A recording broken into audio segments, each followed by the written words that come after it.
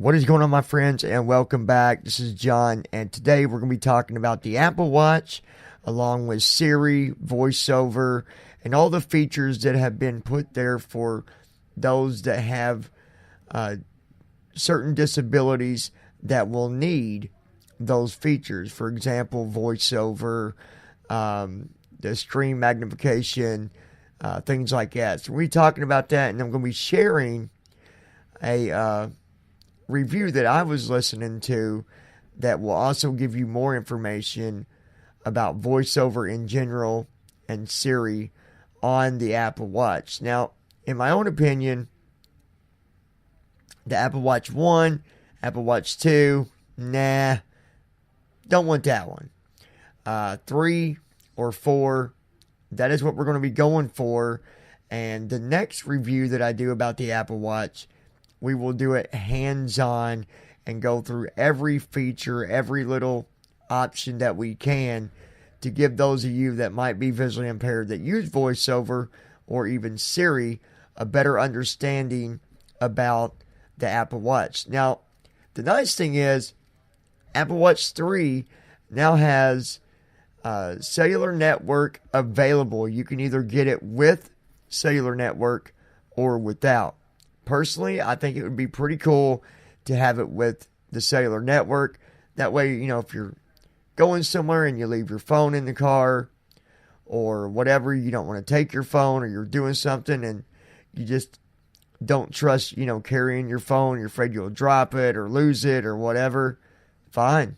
Leave it at home, leave it in the car, leave it on the bike, whatever you might be doing, right? And use your phone or your, yeah, I'm so used to it. Use your watch, because you can make calls, you can text, email, listen to music, and many, many other features. For that said, we're going to listen to this review that I was checking out. I'm going to give my thoughts about that review and then talk about it a little bit myself. So let's get right into it. The next speaker is Robin Christopherson. AbilityNet run the awards. We're the sort of lead organizer of the awards. And so a big area for us, we provide support to disabled people to use technology in all sorts of settings, at home, at work, and in education. And a big area for us is accessibility. What I'm going to ask Robin to do is just explain a little bit about accessibility from his point of view, and look ahead a bit and see some of the ideas that we may see in this year's awards in terms of new technologies that are around. Robin, shall I come and get you? Okay. Right. You're right, dog. And I'll click. You're to your right a bit. I'll click for you. Morning, and this is Archie, the singing dog. Down, Archie, down. Come on, down. Down. Good boy. Good boy. Thanks, Mark. So, I've been asked to sort of briefly give an insight into technology and a bit of a personal angle as well. So 5 years ago, when it all started, the winner of winners in 2011 was Lifelights. Lifelights were a charity who provided computers and gaming machines for hospices for terminally ill children. And as a result, perhaps, of being the winner of T4G 2011, they're now twice the size and helping twice as many really sick children. So that's a fantastic result. Last year's winner of winners was Open Bionics. Open Bionics do very cost-effective 3D printed prosthetic limbs, tailor-made for every individual, with motors and sensors that integrate directly into the limb of the individual. Really revolutionary stuff. So what will they be doing in 5 years' time? I'm personally holding out for some sort of 3D printed eye, maybe, that can make blind people see. Is anyone from Open Bionics here today? So in a choice of colours, with like built-in sunglass facility, maybe. So 5 years ago, I did a quick demonstration of my phone and how I use my phone on a daily basis, and I absolutely still do that. Love my smartphone. But today, 5 years on, I've now got a smart watch as well. Anyone else got a wearable of some sort in the room? Smartwatch, fitness tracker, yeah, that sort of thing. So I've been asked to give a quick blast of how I use my watch. So, moving, 20%. I don't know if people can hear that. 42%. Hopefully that'll come across a little bit. I've slowed it down for you and it's on 100% volume. So I use my watch. It's got extra sensors compared to the phone. You know, it's got a pedometer, heart rate sensor, that sort of thing. And I've got so many apps on here that I could really spend all day telling you about them. But I'm just going to show you on the clock face of my choosing here, I've got a number of different complications, as they're called. So in the top left here, I've got the fitness tracking stuff. It's telling me I've done 23% of my move goal today, 13% of my exercise goal, that sort of thing. So that tracks my steps with the move goal, and they're little circles on the screen, but because it's done in an inclusive way, then to me they're read out as percentages. The exercise, I have to do 30 minutes of exercise every day of over 130 beats per minute because it's got a heart rate sensor built in as well. I actually find it difficult to make my move goal because whenever I'm out with Archie, we go so fast that my heart's actually over 130 beats a minute. So that always just goes towards my exercise goal. So it doesn't count towards my move goal as well. And then there's a standing circle there as well, which is that you have to stand up for at least a couple of minutes every hour for 12 hours every day, which really does get you up when it taps you on the wrist, reminds you to get up from your desk and just move around for a couple of minutes. And then in the top right corner here, 12:05 p.m. 12:05 p.m. I don't know if you heard that. So it's got a clock, which is always very useful in a smartwatch. And then in the middle here, 1:30 to 2 p.m. Speaking at CTIL event. so it's saying, House, 2-3 Bloomsbury Square, London, WC1A2. so at 1:30, I absolutely, me and the singing dog, have to be across town to speak on a similar stage to this at the charity IT Leaders presentation at 1:30. So I am actually going to have to leave after my little slot here this morning. So that's the next calendar that comes up in the middle of the screen there, which is incredibly useful as well. Obviously, I can tap through to get to the full calendar app there. I'm hoping that the cab will take contactless payments because then I'll be able to pay with my Apple Watch NFC in the cab.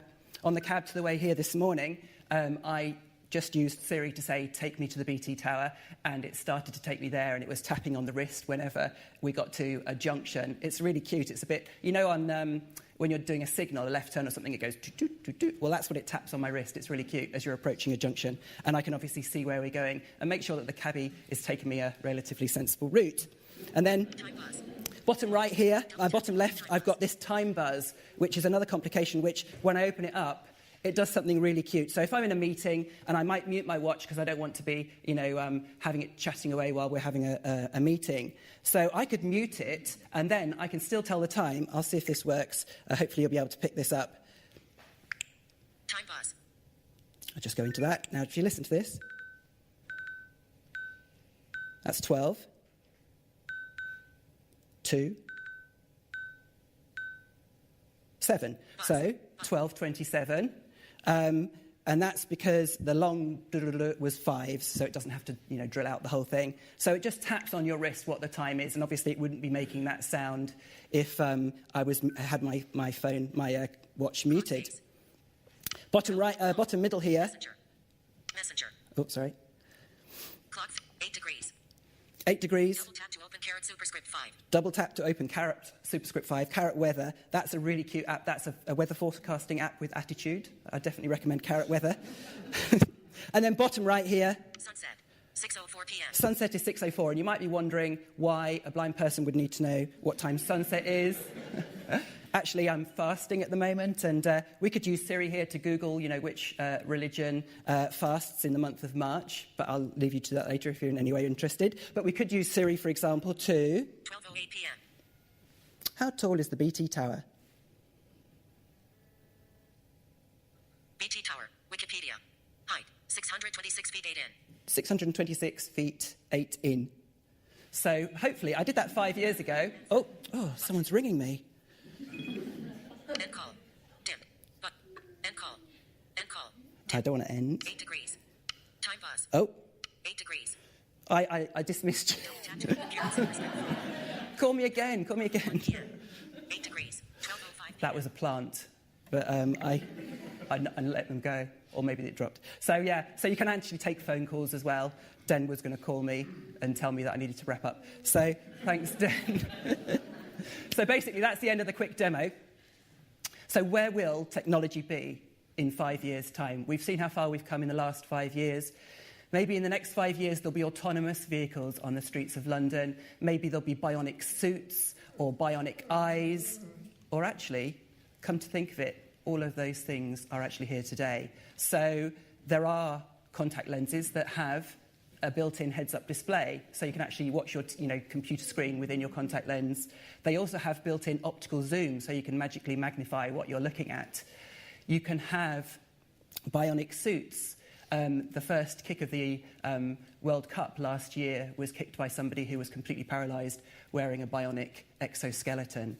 And last week, the government announced that autonomous vehicles will be test-driven on the streets of England straight away, including the streets of London. So we're actually there already with regards to those things. So in 5 years' time, what will you be wearing on your wrist, or perhaps in your eye, or maybe even embedded under your skin? I'll just finish off with a quick story. Mark, who's a fantastic maker chap, he goes to a maker club. For those of you who don't know what maker clubs are, they hammer and solder and 3D print things. And he goes to a maker club in Brighton, and 7 of his friends in this maker club have implanted the NFC chip for getting into the building under their skin, so that they can put their hand up to the door and unlock it like that. So if any of you are wondering about the embedded thing, well, that's already arrived as well. And who knows what health benefits and larger sort of benefits that this technology will be accruing over the next 5 years. So thank you very much indeed. What we can say for sure is that T4G will be there showing you guys the best of the best. Thank you.